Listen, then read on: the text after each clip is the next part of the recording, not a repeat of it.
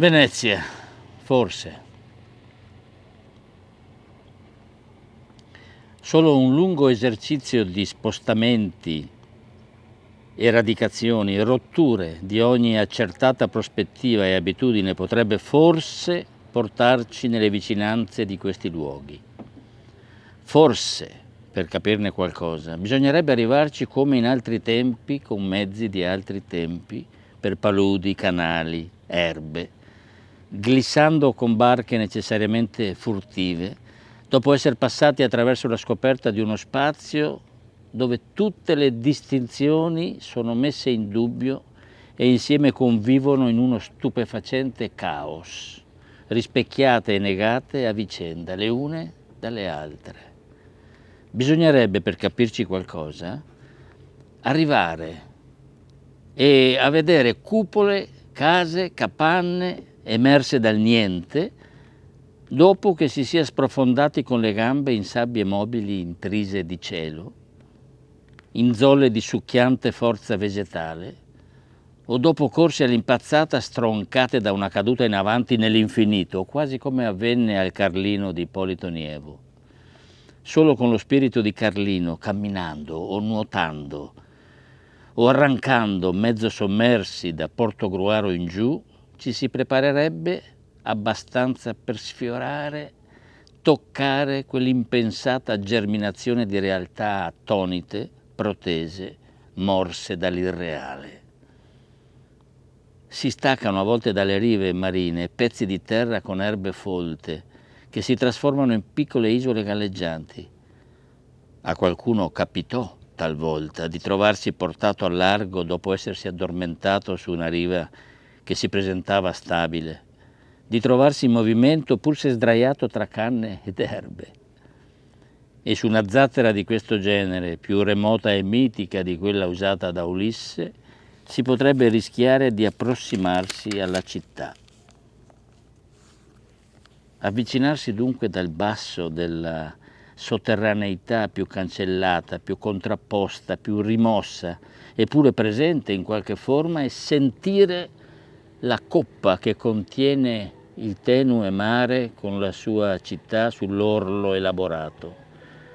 Anche questo può essere uno dei modi meno dirottanti per un approccio tra i molti possibili, ma che sempre rinviano l'uno all'altro come le ondicelle della riva o come il moto sordo e preciso delle maree. O ancora, la città potrebbe anche lei essere una delle zattere di limo erboso, che ha viaggiato a lungo e ha raccolto echi di molti orienti e occidenti, di molte Atlantidi o Pangee scomparse, miraggi riferibili ai più diversi paesi e non paesi, una zattera che si è poi assestata, ma sempre con ormeggi di ragnatela radiosa, in questo punto della costa, e che ne è stata mollemente imprigionata, ma tra molti varchi, finestre, aperture. La diversità, l'Oriente di Venezia, è dunque stato ogni Bisanzio, ogni Persia, ogni Araba Felix, ogni Cina. Ha ritrovato gli itinerari nordici di San Brandano e quelli di Gordon Pym all'estremo sud del mondo, ha riassunto ogni giro e raggiro dell'imprevedibile. E la città intera, nel suo crescere e mutare lungo i tempi, nel suo restare in qualche modo fuori tempo massimo, eppure sempre in gara, ha conservato i tempi a lei avvinghiati, anzi implicati a intarsio. Pregio e tarlo, bava luminosa e scoria, puzzo sempre virato in profumo, come un punto di assurdo dentro l'oggi. Un'assurdità tenue, non violenta, opposta in modo ambiguo alla vita che irrompe, eppure capace di spaccare a cuneo l'altra assurdità, monotona e plumbea, dal peso irreversibilmente negativo che sembra connotare la realtà attuale. Sembra allora che Venezia, ma per chiamarla occorrono anche i tanti altri nomi che ha nelle tante lingue e soprattutto nella sua locale, sia nata al di là e prima di qualunque storia o classificazione antropologica e sociologica, che le sue nascite si siano verificate a miriadi entro un tempo telescopico, da cannocchiale rovesciato, ma esiste un punto. Si vorrebbe sorprendere un gabbiano con un fuscello in bocca, un gabbiano che immerge questo fuscello nei fondali. La prima immagine che si può notare di questo insediamento è una serie di fuscelli alquanto sbilenchi che puntano su dall'orizzontalità. È l'esile indizio di qualcosa che contraddice una linea di riposo o di allontanamento. È l'insistenza minima in un'opposizione, un'insistenza che sembra non molto convinta, tra scherzosa e necessitata, in bilico tra i procedimenti delle piccolezze vegetali animali e il progetto umano. Poi appaiono a gruppi simili elementi dovunque, nuclei dispersi di palafitte visibili all'inizio. Palafitte che dopo verranno nascoste a far da base, da trono alla pienezza del monumento, eppure sensibili attraverso la sua struttura. Echeggia dovunque il tema del palo, o se si vuole dello stelo, misura e appoggio, sicuro pur nella sua ingenua e talvolta persino goffa esilità, e sempre indicatore di un movimento di triangolazione.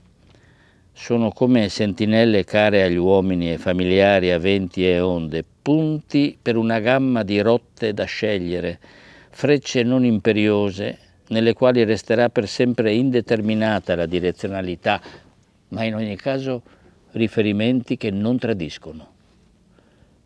Bricole a mazzetti, pali a segnare fondali insidiosi, allineamenti e serpi di pali a definire stradelle in mezzo al mar. E tra di essi ci sarà sempre, assorto in uno stupore che sembra e non è fermo, un piccolo naviglio, come quello della canzone di una volta, più importante dello stesso Bucintoro. Dal fuscello al trinato palagio, renitente sempre a farsi solito palazzo del dominio, e dalla barchetta alla galea traboccante di ori e manovre d'arte, carica di aurei anelli per sposalizi marini. Meraviglia di una potenza che trova il suo punto d'onore nell'essere soprattutto potenza di meraviglia artistica. A mano che da questa fascia esterna ci si trova sospinti entro il fatto della città, subentrano i maggiori pericoli. In primo luogo, tale è la congestione di ciò che merita le attenzioni più differenziate ed estreme, da attizzare una febbrilità, una fibrillazione dei moti di tutti i sensi, e poi da far andare in tilt qualunque velleità e qualunque passione del riferire, del chiamare in causa, dell'indicare per ottenere una partecipazione. Inoltre da troppo tempo ci si sente quasi comandati ad entrare in una cartolina, in un lotto di soprammobili, nel kitsch più bovinamente collaudato. È il momento in cui solo aggrappandosi ad un rifiuto e quasi a un odio, e in ogni caso stando almeno a traballare su un forse, passerella quanto mai veneziana, si può continuare a tirar fuori parole. Il mozzafiato del miracolo programmato per i turisti di tutte le generazioni è il moscio ectoplasma con cui bisogna subito mettersi in lotta, purtroppo con una certa probabilità di perdere. Del resto, passare indenni attraverso le stratificazioni di un'ammirazione tanto naturale da diventare obbligatoria e perfino automatica non è possibile, e infine non è neppure giusto. Ma esiste in tali condizioni il rischio di una perdita di identità per chi voglia entrare in Venezia. I significati che vi sono raccolti e i segni e i detti che sono serviti a questa operazione di lettura, ricopiatura e scelta, l'intrecciarsi e infittirsi dei 1000 timbri soggettivi che in Venezia si sono ritrovati e appagati, rendono difficilissimo conservare un rapporto con l'autenticità per ciascuno che si prepari a sua volta ad un'analoga operazione. Si è circondati dai narcisismi di singoli e spesso grandi uomini, irriducibili come fiamme di fosforo, e dai narcisismi opachi di gruppi e folle, Come potrà un io qualunque, un io minimo, senza pretese, ritrovare quella sola pietra di Venezia, quel solo lampo di Venezia che valga a fargliela individuare come sua, conducendolo insieme a un'autoconoscenza?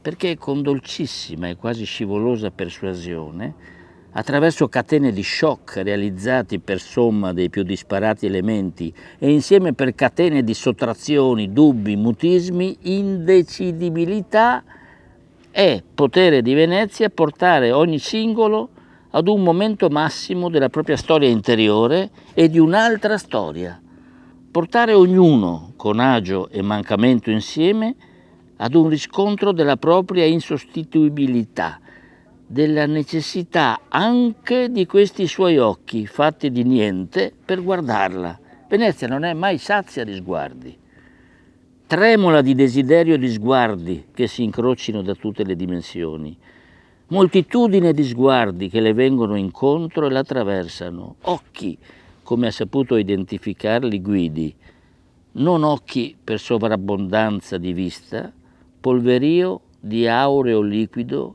nulla guardante e guardato. Tacerla al massimo, Venezia, per entrarvi.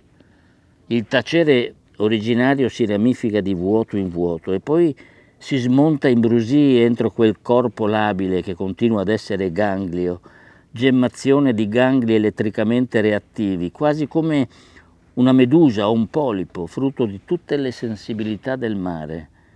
Tale esso è ancora, da quando era al centro di un contesto sociale totalizzante, da quando ne era il cervello computer, raccolto come entro il cesellato cranio di un impossibile animale, aggiustato come un puzzle che solo provvisoriamente si fosse potuto riconoscere in questa figura vibrante di ogni potenzialità. Non dall'aeroplano, sempre goffo, nel suo baccano ruggente, nel suo superconsumo di energie, ma dall'alto di una rasserenante bonaria mongolfiera, che contemporaneamente fosse presa in enigmatici e rapidissimi vortici da satellite artificiale, converrebbe poi salutare Venezia, i suoi dintorni e gli estuari, in cerchia di orizzonti sempre più larghi. Il misterioso trafiggente e trafitto scarabeo della città brilla nel mezzo della laguna, nutrito e insieme come sacrificato dentro di essa. Affiorano spunti di barche, ancora soffiate via per canali appena individuabili, indizi di caccia e di pesca pazienti nello stesso modo e nello stesso modo attonite e senza prede se non di incanti. Siano meandri di corsi d'acqua, o rettilinee e defilature di argini, o i coltivi improbabili del mare, o il taglio al diamante di certe isolette, o la divinazione di topografie scomparse che solo il trascolorare delle erbe dentro l'ortogonalità dei tracciati fa entrare appena nell'angolo più incerto della vista. Da sempre più in alto e insieme da vicino si ritorna all'intenso e delicato abbraccio terra-acqua nelle sue 100.000 figurazioni, all'innesto difficile delle acque dolci nelle salsedini o anche di ciò che è morbido e salutifero in ciò che a poca distanza è ammorbato e chimicizzato.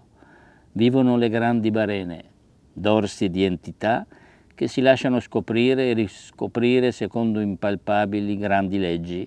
Appaiono stellate macchie, uccelli, antenne vibratili, come di formiche all'incontrarsi. No, la vicenda umana qui non è terminata. Non terminerà. In questo che è un luogo come possibilità, campo, idea stessa in cui la vita può riconoscersi, pus e petroli, fosgene e vermi, questioni di trasporti, beni, servizi, conflitti di competenze, incompetenze e velleità sono certo dei fatti, ma si ha la sensazione che i problemi verranno in qualche modo risolti nel nome e per volontà di tutti, di tutto il mondo che vuole stare con Venezia. Il come non lo sappiamo. ma da qui è giusto prospettarsi a ogni incontro. Si può sempre toccare, anche a tentoni, con la mano qualche ipotesi. Un muro, un anello di ferro, un supporto ligneo, si può avvertire un alito di vento, di alga, di bocca umana che supera la frore di qualunque tipo di marciume. Sentiamo la mano arroventarsi dolcemente in tali incontri, ci sentiamo schiaffeggiati lievemente in faccia dalla forza di colpi di ali che nessun catrame riuscirà a impacciare. Entriamo come in ciò che è perpetuamente mobilitato, insofferente, rivolto in avanti, e ci accorgiamo, pur se quello che ci sta negli occhi sembra un sole calante, di essere stati fatti produttivamente ciechi da quell'eccesso luminoso di vita che Venezia, non assalendo, ma anzi sottraendosi nei suoi forse più carezzevolmente fluidi, è stata e continua ad essere.